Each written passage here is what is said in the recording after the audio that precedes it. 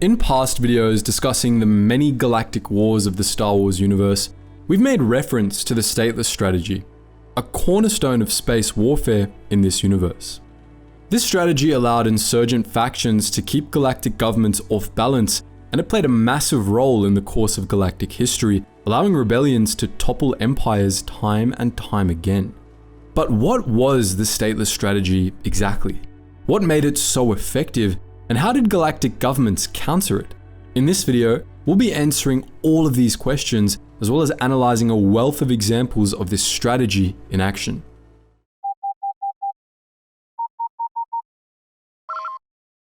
Attention, Sergeant on deck! The essence of the Stateless Strategy was exploiting one of the fundamental truths of space warfare. Space is huge, and it's impossible to completely control large portions of it. While galactic governments like the Republic and Empire claimed control over enormous swaths of the galaxy, drawing borders on maps and asserting ownership of all that lay within them, in actuality, these governments only controlled tiny fractions of the regions they considered their territory. They controlled planets, and to a more limited extent, they could control most of the well-known hyperspace routes between them. But they couldn't control the vast stretches of empty space between, no matter how hard they tried, and as a result, the borders of even the strongest empires were incredibly porous. Most governments didn't even control every system within their borders. Even in the core worlds, where every single star system had been thoroughly charted for thousands of years, there were unoccupied systems, and even unoccupied planets, most of them wastelands containing nothing of value. And, of course, there were still vast tracts of empty space between them, even the smallest of which were completely unpatrollable. As a result, what galactic government actually controlled was not vast tracts of space, but a lighthouse network of inhabited planets with varyingly secure trade routes running between them. What this means is that every single planet in the galaxy could be potentially threatened by a cunning enough enemy, no matter how far from their government's supposed borders they were. Of course, this doesn't mean that just anyone could start conquering planets all over the galaxy. Most planets had defenses of some kind that a potential attacker would have to overcome after all, and the nature of hyperspace travel in the Star Wars universe provided an additional layer of security. Hyperspace was the only reliable way to travel between star systems, unless you were interested in waiting a few centuries while traveling at sublight, and hyperspace travel required reliable routes. Hyperspace, as we've discussed in the past, was a parallel dimension into which all objects in real space cast mass shadows, but in which the space between them was dramatically reduced. If you've ever played Minecraft, it was essentially like nether travel, with long distances in real space translating to short distances in hyperspace. As a consequence of this, the mass shadows of real space objects were a lot closer together in hyperspace, and as a result, starships had to follow incredibly precise routes between them to avoid collisions. Thus, there were a limited number of routes from one planet to another, and galactic governments could limit incursions by controlling their endpoints. That was how planetary blockades worked. Rather than trying to surround entire planets with fleets of warships, which was beyond the ability of most galactic powers to do for even one planet, you could just position fleets at the entry and exit points for all the known hyperspace routes to and from a planet. There were other ways to control hyperspace routes as well.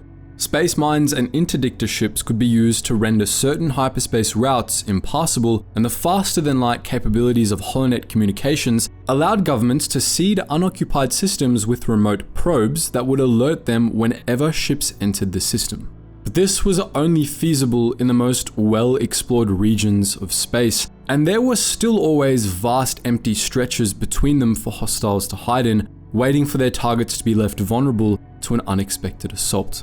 Additionally, more powerful factions could get around blockades, minefields, interdictors, and all the rest by using lesser-known hyperspace routes or by charting their own. While an insurgent fleet couldn't exactly sneak up the Hydian Way, the Galactic Rim especially was littered with obscure hyperspace routes that only select groups knew about. Smugglers readily used these sorts of routes as shortcuts to avoid well-trafficked routes, while groups like the Jedi Order and the Trade Federation had access to secret routes all across the galaxy that they could use to cross the galaxy faster than their enemies. The Klatovak Guild, a secret society of Wookiee cartographers, had secret routes spread all over the galaxy that the Wookiees used to gain an advantage in shipping. And some factions had the ability to chart their own mini hyperspace routes on the spot, which they could use to get around obstacles, though this was something that only the most skilled theoretical astrographers, such as those of the Given, could accomplish. All of these factors came together to create an opportunity for sufficiently equipped and creative subversive factions. It allowed them to carry out the Stateless Strategy. According to this approach, a much less powerful faction could outmaneuver and even defeat a great galactic power by becoming stateless. In other words, by operating as a nomadic fleet without any territory of its own, free to hide out in the vastness of space and attack anywhere at any time. Since starship technology was advanced enough to allow these sorts of fleets to be mostly self-sufficient, factions with a large enough fleet could match vast empires in battle without ever laying claim to a single planet. In practice, few galactic powers were ever truly stateless. At the most extreme, they wouldn't lay claim to any territory, but they would still be reliant on covert support from planets that were neutral or even located within enemy territory, either receiving regular shipments of supplies, recruits, and new ships from these covert allies, or surviving off plunder from the planets they attacked. More commonly, factions pursuing the Stateless Strategy did have home territory, but this territory was either small and not terribly significant, or was largely ignored by the stateless military, either left undefended or put under the protection of a separate military force. In those cases, the belligerent faction itself wasn't truly stateless, but its military, and sometimes even its political leadership, was free to operate that way, leading to the same effect. All that really mattered for this strategy to be viable was that the military force pursuing it didn't need to defend any territory of its own, or at least not that much territory. Fleets operating in this manner could retreat into the vast emptiness of space at any time, allowing them to evade pursuers, regroup, and lick their wounds. Once that was done, the fleet would be free to attack virtually any target in the galaxy without warning or without following any set pattern. They could be anywhere at once, ready to attack any planet as soon as it was left vulnerable by the defending government. This ability to pick and choose battles was itself a massive strategic advantage, but even more strategically significant was the psychological effect this approach had on the enemy. The threat of a force that could attack anywhere at any time tended to make a civilization's people paranoid that their world would be next, and military strategists could be similarly drawn into paranoia, unwilling to make any move that could leave a vulnerable system exposed. Even while the attacks themselves kept the defender constantly off balance, the psychological effect of the strategy would typically paralyze defending forces, allowing the stateless force to press their advantage. Even when the defenders themselves didn't fall victim to the terror instilled by the stateless strategy, the people they were tasked with defending often would anyway. They would clamor for increased security for their homeworlds, and the defender would be left with a dilemma. It could go on the offensive and potentially leave its people at risk, or it could focus entirely on the defensive and give the enemy a free hand to build up their forces and continue to outmaneuver them. The former choice not only left the defender's territory underprotected and vulnerable to enemy attack, but it could also be ruinous for public support, as the people of the underdefended worlds could start to resent their government for abandoning them, leading to internal instability and possibly even uprisings. Choosing to prioritize defense, meanwhile, not only gave the enemy more freedom to operate, but it also effectively forced the defending faction under siege, allowing the enemy to whittle away their territory bit by bit until the defender was greatly weakened. Sometimes, defenders would attempt to pursue both objectives at once, which required enormous military spending and the conversion of the government's economy to a total war footing, which very few civilizations were ever able to do effectively. Fortunately for defenders, the stateless strategy presented a bit of a dilemma for the attackers as well. While a subversive faction could use the stateless strategy to win victory after victory against a much more powerful enemy force, victory usually meant that it would gain territory, and when this was the case, it it would effectively cease to be stateless after a certain point. This left it vulnerable to the stateless strategy itself, and it also tended to lead to the overextension of the subversive force, as the sorts of factions that pursued the stateless strategy generally lacked the ability to maintain and control large swaths of territories. Of course, this vulnerability only existed when the subversive faction was looking to capture territory.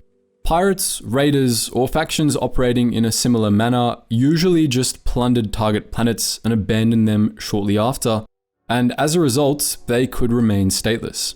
Of course, such an approach generally wasn't viable if the subversive faction's goal was to topple the galactic government, as it didn't inflict any losses on the defender that couldn't easily be undone.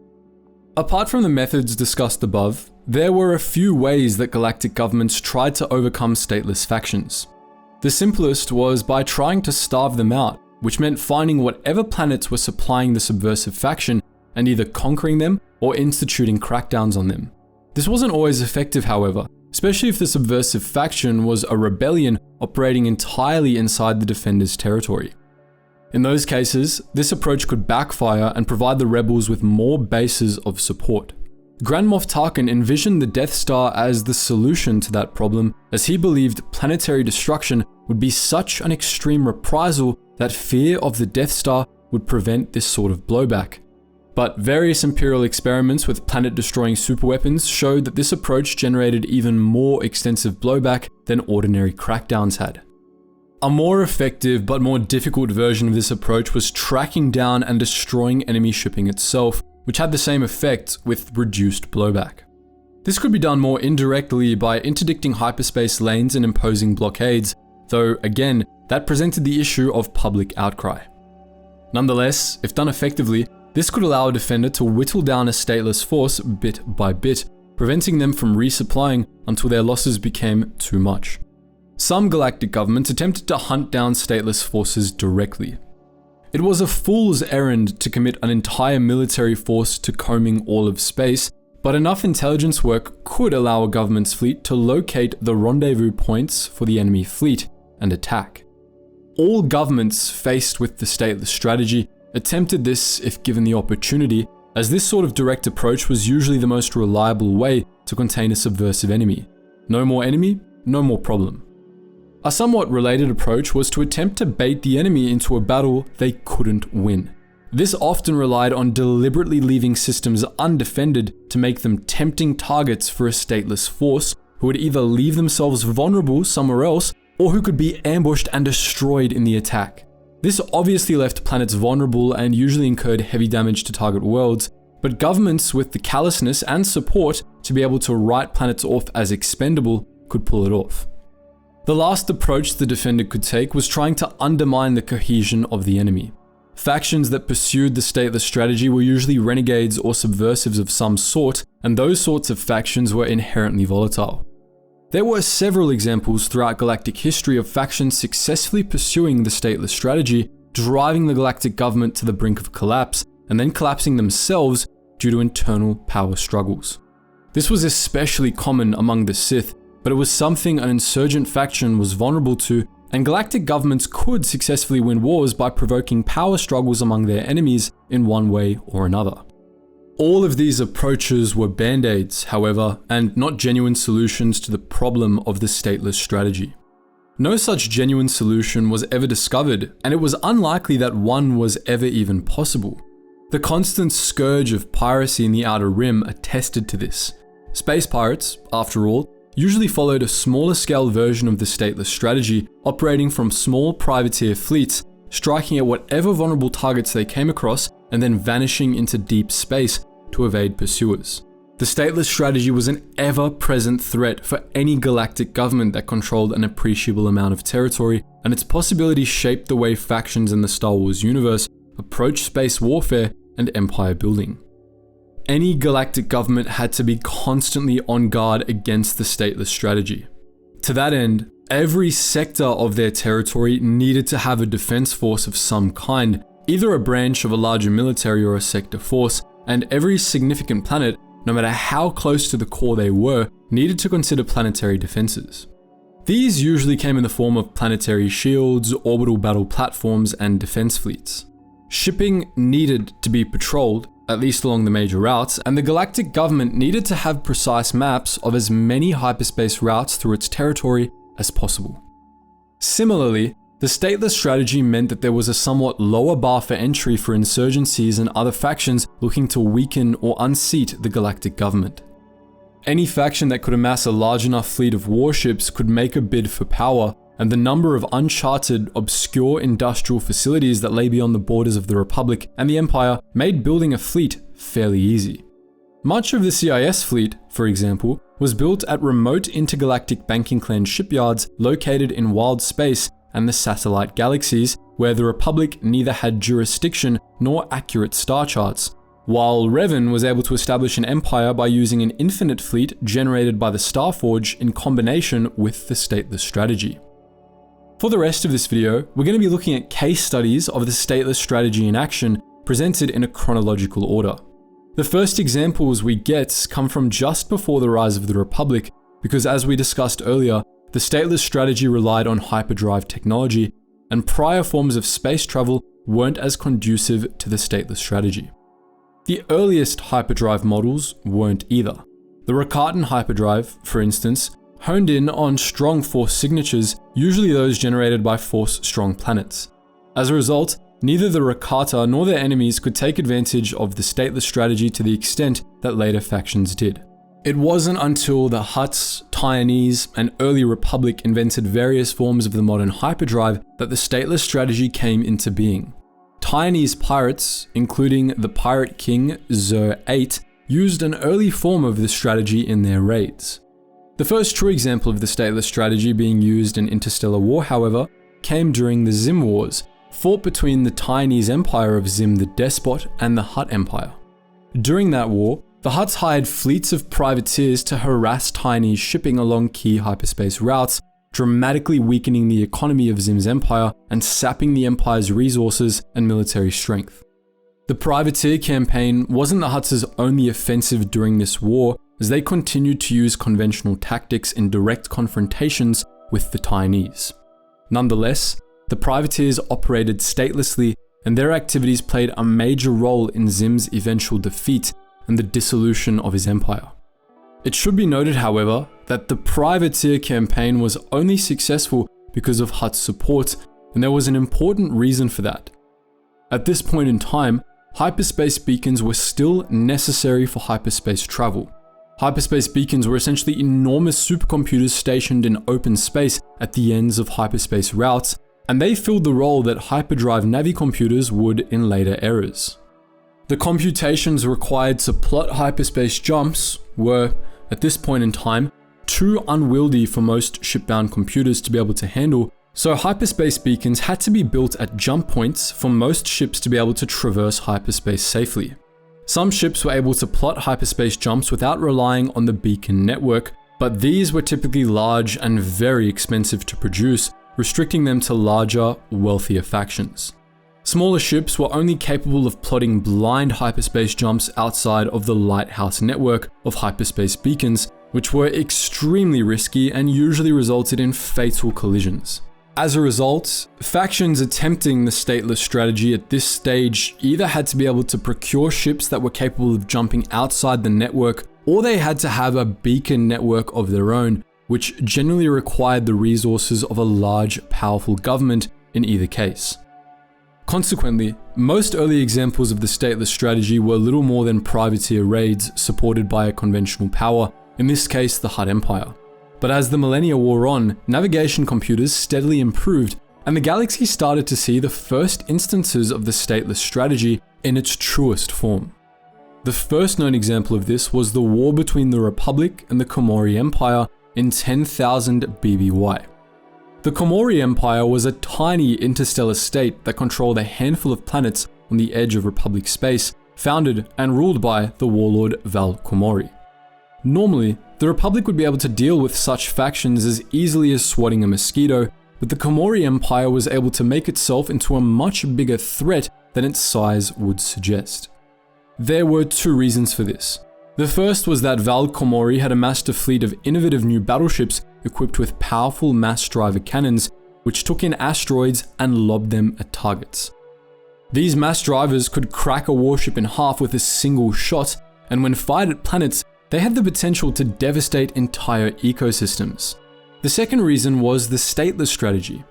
Komori apparently had the resources to be able to threaten the entire Republic with these warships, and since his war with the Republic predated planetary shield technology, the warlord posed a major threat to the Republic. Val Komori set out to conquer the Republic with his new toys, which sparked terror across the galaxy, causing Republic worlds to clamor for Republic Navy protection against the threat of Komori's mass drivers. Ultimately, the Komori Empire was too small to be able to carry out the Stateless Strategy to its fullest, and the Republic Navy was able to wipe out the Warlord's fleet and conquer the Komori Empire, but the war was only a taste of what was to come. Millennia later, the beginning of the Sith Wars saw the Stateless Strategy finally enter the mainstream. By the time of the old Sith Wars, navicomputers and astromechs that could plot hyperspace jumps on their own were becoming increasingly common, and by the time of the Mandalorian Wars, the last hyperspace beacon-dependent ships had been retired. Now, the bar for entry for factions looking to carry out the Stateless Strategy was much lower, and over the course of the Sith Wars, many generations of Sith would take advantage of that. The first war between the Sith Empire and the Galactic Republic, the Great Hyperspace War of 5000 BBY, could be considered an attempt at the Stateless Strategy, if a very short-lived one. Though the Sith Empire was far from stateless, its targets in the core worlds were so far from Sith space that the Sith warfleet sent to invade the Republic was essentially on its own. Furthermore, as the Republic originally had no knowledge of the location of Sith space, it was incapable of immediately responding with attacks on the Empire. The Republic was forced to play defense as Naga Sadow's fleet ravaged Coruscant, the worlds of the Koros system, and a few other core worlds, emerging from the blackness of space without warning or prelude to attack the very heart of the Republic. Had Naga Sadow been able to fight a prolonged war, he likely would have pursued the Stateless Strategy in full. However, his campaign was ultimately cut short by infighting, the eternal bane of the Sith, which led to the defeat of his forces on every front. Sadow and the tattered remains of the Sith fleet were forced to retreat back home, where they were followed by the Republic, which utterly annihilated the Sith Empire in the years that followed. The next generation of Sith, Exar Kun's Brotherhood of the Sith, was able to employ the Stateless Strategy much more effectively. This is what you might consider the first indisputable example of the Stateless Strategy, as Kun's campaigns in the Great Sith War were essentially a perfect model of how this approach worked. The Brotherhood of the Sith had very few strongholds. One of their most important component factions, the Mandalorian Crusaders, were nomadic at this stage in their history, while the Krath controlled only a few systems in the deep core, and Exar Kun had a single fortress world in the form of Yavin 4. None of these strongholds were particularly important to the Sith campaign. The various components of the Sith Force operated as nomadic fleets, maintaining themselves with plunder taken from ravaged Republic worlds. They didn't attempt to conquer territory, but rather to sow chaos and destabilize the Republic through a campaign of ruthless attacks all across Republic space.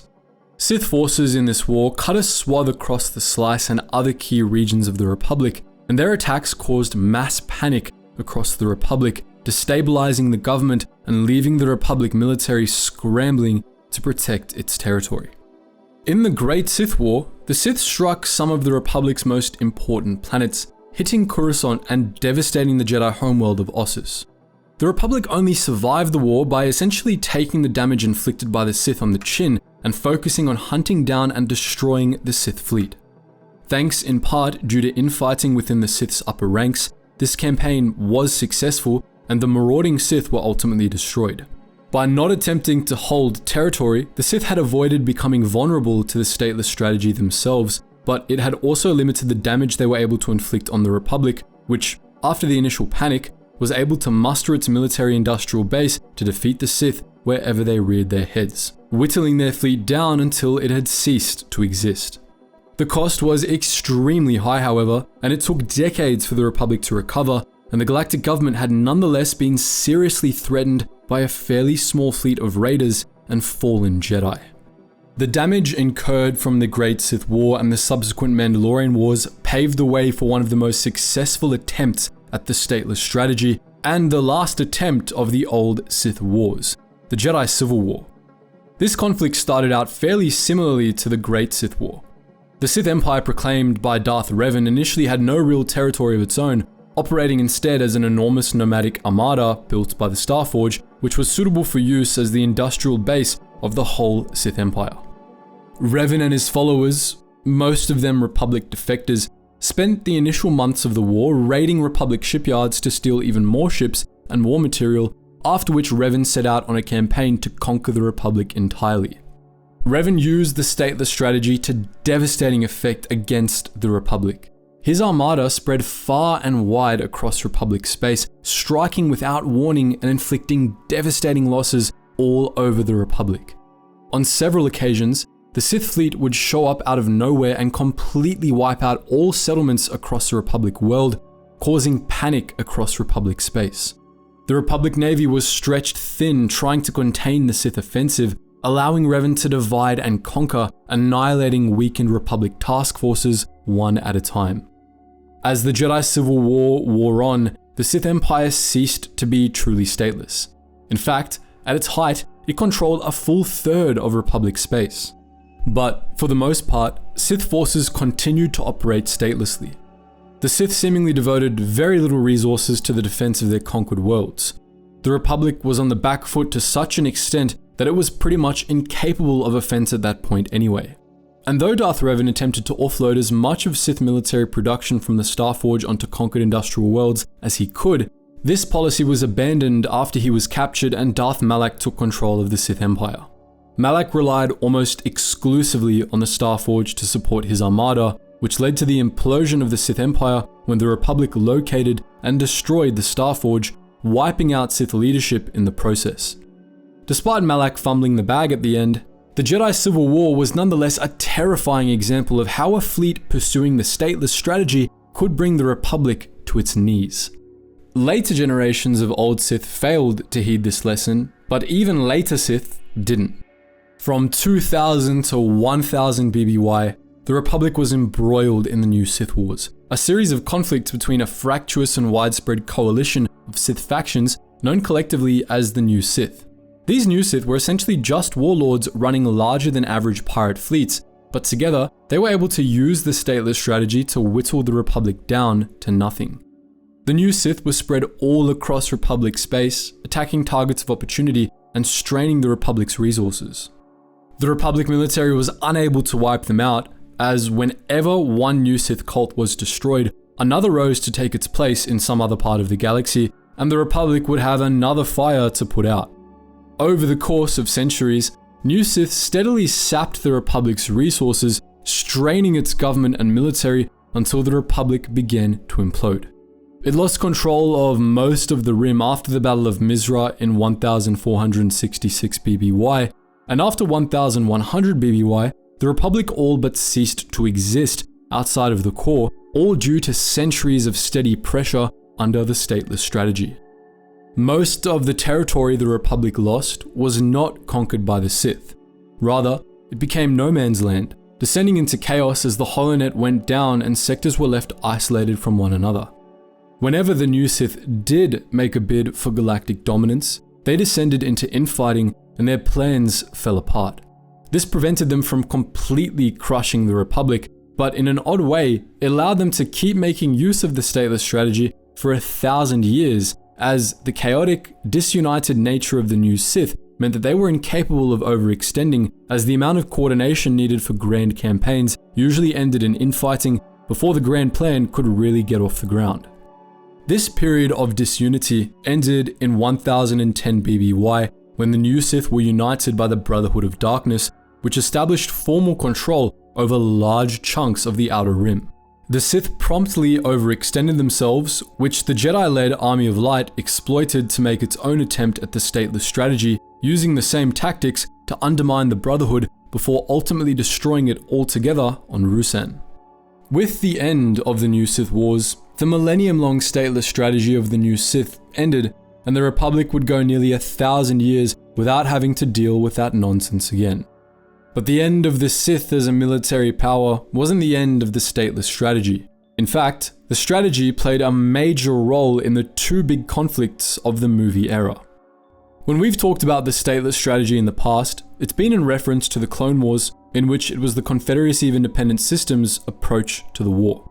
The CIS controlled a decent amount of territory, but it left the defense of this territory to separatist planetary security forces for the most part, with the CIS Navy and Droid Army left to commit to the stateless strategy, constantly harassing the Republic on 100 fronts at once from unmapped staging grounds known only to the Trade Federation or IGBC. The Confederate Navy was everywhere during the Clone Wars, and on several occasions it struck deep into Republic space, even into the core worlds themselves. By the end of the war, loyalists the galaxy over all knew that they were never truly safe from the long arm of General Grievous. The Clone Wars included several demonstrations of the potential of the stateless strategy. Early in the war, the CIS used it to keep the Republic off balance while it was busy building up its military forces, attacking the core world Sarapin to cause panic and cries for protection from other core worlds. Later in the war, General Grievous led several other campaigns in the core, most notably Operation Dirge's Lance, which ravaged the heart of the Republic and intensified panic even further, while the Battle of Coruscant really speaks for itself. All of these intensified panic in the Republic, forcing the galactic government to ramp up military spending, tighten security measures, and generally implement authoritarian measures to create the illusion of safety, which was, of course, Darth Sidious's purpose in starting the Clone Wars. But as the essential guide to warfare states, the stateless strategy still wasn't enough to win the CIS the war. To quote, the Separatists had never controlled substantial swaths of territory outright, but for much of the war, this hadn't mattered. The understaffed Republic military had needed to extinguish the fires of separatism in system after system and hunt down separatist task forces and fleets charged with launching hit and fade attacks throughout Republic space. The Separatists had a loose network of far-flung factory worlds, a vast fleet of warships, and millions of targets to choose from. They could be everywhere and nowhere at the same time, placing the Republic in a grim trap. It could defend its worlds against separatist terror and incursions, giving the core separatist territories time to crank out new warships and droid armies, or it could try to reclaim those territories while leaving Republic worlds vulnerable in the public perception. This puzzle was never solved. Instead, the Republic outgrew it, with its massive military buildup and coordination of existing forces finally allowing it to pursue both goals and begin to grind down the separatist war machine. This was partly due to Darth Sidious restraining the Confederacy, but either way, the Republic's solution to the problem of the stateless strategy was simple. It became the Empire, converting its entire civilization into a massive military machine to grind down the Confederacy. In the Clone Wars, it worked, but it wouldn't be as effective in the next war. In the Galactic Civil War, the Alliance to restore the Republic saw perhaps the most success of any faction that ever attempted the stateless strategy. During the early years of the Galactic Civil War, the Rebel Alliance was truly stateless. Apart from a small network of planet-based fortresses, the Alliance operated almost exclusively from the legendary Rebel fleet, an armada of second-hand warships that was the true core of Rebel operations. This fleet was supplied by sympathizers spread across Imperial space, many of whom even operated from Imperial strongholds. From the Rebel fleet, the Alliance pursued a strategy of asymmetric warfare against the Empire, undermining the Empire via guerrilla tactics and terrorism. The aim of this approach was not to crush the overwhelmingly powerful Imperial military on the battlefield, but to undermine the Imperial state until it imploded. In this, the Rebels were highly successful. Their campaigns caused unrest all across the Empire, and the Imperial military hierarchy was greatly weakened by the Alliance, which deliberately provoked turf wars between sector moffs and paranoia among Imperial leaders about Rebel spies. The Empire tried to deal with the Alliance in two main ways. The first approach was the Death Star, which Grand Moff Tarkin believed would allow the Empire to starve the Alliance out by threatening any world that harbored Rebel suppliers with destruction. This wouldn't have worked even if the Death Star hadn't been destroyed, and after the Battle of Yavin, the Imperials switched gears. The Imperial Navy, particularly Darth Vader's Death Squadron, set out to hunt the Rebel fleet and any planet-side bases that the rebels maintained, attempting to draw the rebels into a battle in which they could be destroyed. In particular, the Emperor himself conspired to draw the rebel fleet out to be destroyed by leaking news that a second Death Star was being built above the gas giant Endor. This backfired spectacularly, as you're all surely aware. After the Battle of Endor, the damage the Stateless Strategy had already inflicted on Imperial leadership quickly became apparent. Without the Emperor to keep the squabbling military leaders of the Empire together, the Empire's leadership fractured and Imperial territory was divided between a number of warlords. Most of these warlords attempted to follow the siege response to the Stateless Strategy that we mentioned earlier, withdrawing their assets to defend a selection of key fortress worlds. This gave the rebels, who soon became the New Republic, a free hand to operate all over the galaxy, liberating planets that the Empire had left undefended and amassing a much larger fleet. They then crushed the warlords one by one, unraveling the Empire piece by piece until they had taken Coruscant. In the process, however, the New Republic ceased to be stateless, and its absorption of so much Imperial territory left it vulnerable to its own tactics. Grand Admiral Thrawn took advantage of this, carrying out a classic Stateless Strategy campaign against the New Republic with a small fleet of Imperial Navy ships in 9 ABY. Thrawn was also incredibly successful in his use of the Stateless Strategy. In attacking targets all across the New Republic, he created the impression that the New Republic wasn't strong enough to defend all its member worlds. The political turmoil this caused might have destroyed the fledgling New Republic had Thrawn not been assassinated in the Battle of Bilbringi. After Thrawn's death, Imperial forces fell apart once again, and the remaining Imperial remnants never again attempted the Stateless Strategy to their own detriment. So, that's our look at the Stateless Strategy, one of the most important aspects of naval warfare in the Star Wars universe. But what do you think? Would you like to see more content about military tactics in the Star Wars universe? Let us know your thoughts in the comments section below. And as always guys, thank you so much for watching, and I hope to see you in the next video.